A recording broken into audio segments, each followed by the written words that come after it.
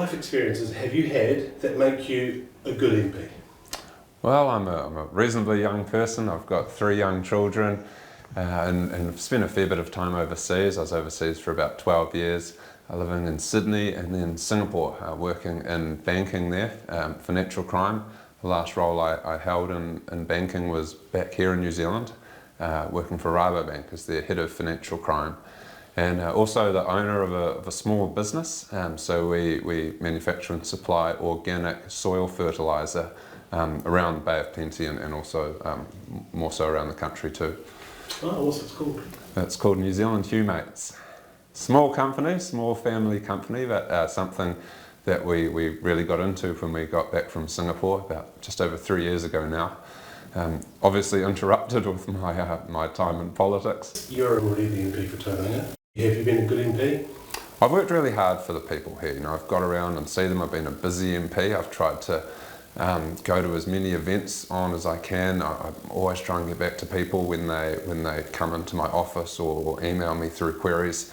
I work really hard for the major projects that we need here in Tauranga, such as State Highway 29. Drove for that to be included in our roads of national significance very hard within the National Party, and very happy to see that that has been included in there. So Tauranga will be getting some of the investment in infrastructure that we really need here to help get people, you know, from A to B faster, help alleviate some of the terrible congestion that we have here, and also free up about 20,000 new houses for development, which is significantly needed here because we have a big shortage of housing in Tauranga. Very expensive to build and own a house here, so we need to free up that supply, and I hope we will achieve that through State Highway 29 investment. Do you think that building more roads is the answer, given climate change and the fact that Tauranga already hasn't got any more room for roads, apparently? Look, Tauranga's got some big congestion troubles, and I'd argue a lot of that is because we haven't invested properly in the infrastructure here and we're playing catch up at the moment. The reality is we've got a lot of freight here driven by the port, and that's just going to keep coming. So we need to be able to manage that and get that coming in as seamlessly as possible. But building roads is bad for climate change, right? It's just a no-brainer. Well, if you're driving around in an EV, it's not necessarily bad, and we're going to be moving to hydrogen trucks. You know, that's where we're looking. Uptake of electric vehicles, perhaps with a subsidy, or a tax on petrol vehicles? Well, we are getting rid of the ute tax because that's been penalising farmers who don't have an alternative, and also people with big families who you know need a big vehicle to move a lot of people around. We don't think that's right. Electric cars? Well, people are naturally going that way anyway. I think New Zealanders are very conscious of their environmental impact, and the subsidy has got more people into it. Has it got the right people into it? We would question whether it has, and I think what you've seen is that the take-up of most of these EVs, I mean, these are expensive vehicles to buy, has been by people who are considerably, you know, above average in wealth. What we really need to do is to enable, you know, emissions to be driven down in other areas as well. Yeah, but what about breaking this perpetual cycle of building roads by trying something different, like bus lanes and trains? Well, I support bus lanes. I think they're a very good thing, but we also need to make sure if we are doing that, then we have good frequency of buses, and that's something that we need to work with councils on because they operate that space here.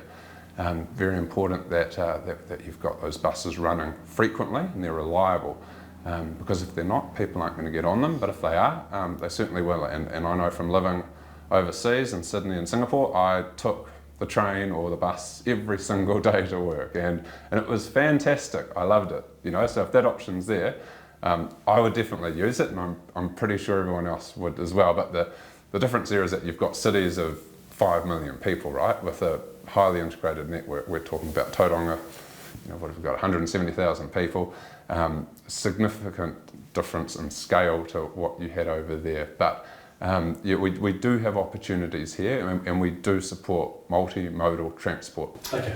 What are some of the other big issues in Tauranga electric?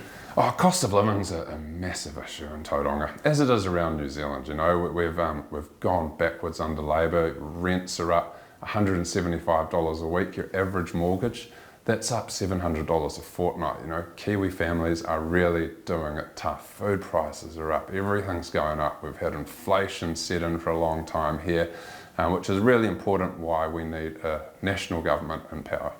Do you think it's been Labour's fault bit of inflation?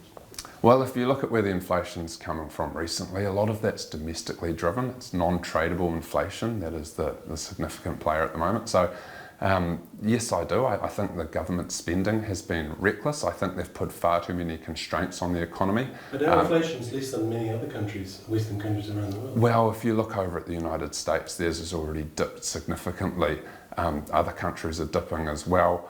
Ours is persistent. I mean, it's down to 6% now, but it's not coming down that quickly, and it doesn't really look like it is. And we've got the economists from the major banks in New Zealand saying they expect another OCR increase in November, and that's really going to hurt New Zealanders who are already jumping off, what was close to 2% interest rates into something with a 6 or maybe a 7 in front of it. So we need to make sure that. And the other areas where the government's also hurt New Zealanders is that they've continued to pile costs onto businesses through compliance. We've had a worker shortage for a long time, and the immigration settings haven't been right, and as a result, businesses haven't been able to get the workers they need, and that's significantly contributed to wage inflation. Crime is another big issue here, as it is right across New Zealand. We've seen under the soft on crime Labour government, crime's gone up significantly. We've got gang membership in the Bay of Plenty of almost 2 gang members to 1 police officer. We've had a 500% increase in ram raids since Labour came into office, over 100% increase in retail crime, gang membership up 70%. And people, when I go around and talk to people in my community, they feel less safe than they did several years ago. And it's something that we're going to have to be focused on, and I know that the National Party is focused on that. Mark Mitchell and Paul Goldsmith are doing an excellent job in the law and order space, and I'm confident that they will make our communities safer should we have the privilege of being in government in a few months' time. Youth crime rates have been dropping over the last 10 years. Not ram raids, of course, because they're a phenomenon, if you like, but youth crime has actually been dropping. When you go around there and you talk to people, I don't think they feel like they've been dropping. I mean, the people's perception of things is that youth crime is increasing, and there's a significant amount of it out there. Maybe that's just they see it more in the news because the news put crime on their front page because it sells newspapers. I couldn't really comment on that. I don't follow a lot of the media. I just try to work hard and do my job. But I mean, it's real. Whether it's moved, the really important thing is that we're engaging with our young people. We've seen truancy up significantly. We need to get our young people back into school. We need to make sure when they're in school that they're learning the basics brilliantly, which is something that the National Party is committed to ensuring that they do.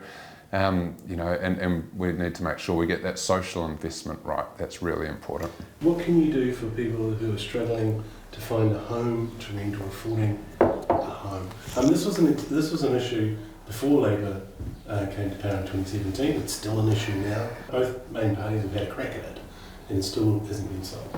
I don't think we've got our housing settings right in New Zealand. I mean, we've seen over the past 6 years, the cost of mortgages, have gone up $700 a fortnight. We've seen the cost of rents up $175 a week. The housing wait list has gone up 4 times since Labour came to office. We've got a number of people, thousands of people living in motels. We've got about 500 living in cars. It's a really sad state of affairs, and I think we need to do a lot better to make sure that we are building affordable housing for people. We need to increase that supply. We need to free up consenting processes so things don't take so long, they're not so expensive, so we can get things built. Would you build more estate homes, or would you rely on the private market to build the homes? Well, I think the private market can probably do them more efficiently, and then you look at who wants to manage them. Here in Tauranga we have Accessible Properties who do a fantastic job managing homes for tenants, and I think utilising those providers is something that's worked really well here, and could be rolled out further. Developers tend to want to target the wealthy market. That's where the money is. building cheap, affordable homes, it just doesn't happen unless Kāinga Ora does it. Yeah, but we could have a better relationship with developers as well and say to them, look, we want you to build X number of homes here, this is the spec that we want it to do, can you make it happen? And I think we are open for that conversation, and if we can make that happen. Well, if they say no, then I'll leave that up for the Housing Minister to deal with. It's not going to be me, so you know, I'm sure, I know Chris Bishop is right across all of this stuff, and he'll have some very good ideas about how we want to do it. But some of the key things we're going to be doing is reducing the consent issues that we've got at the moment, you know, through reforming the RMA. That's very important, forcing councils to free up 30 years worth of land for residential development, holding them accountable to that, and then incentivising them to build more houses.